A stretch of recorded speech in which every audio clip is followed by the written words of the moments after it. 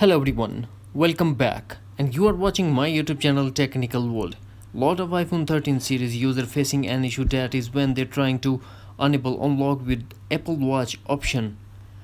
To unlock their iPhone while wearing a face mask, they keep getting an error saying unable to communicate with Apple Watch. In this video I'm going to show you how to fix this issue. So without wasting any time, let's get started, and before start please don't forget to subscribe.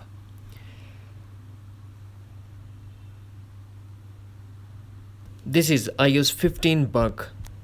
What we have to do, just go to settings, general and software update, and update your iPhone to iOS 15.0.1 and you will get rid of this issue. That's it. Hopefully friends, you found this video helpful, so please don't forget to subscribe, like and share with your friends and family. Thanks for watching. Take care. Bye bye.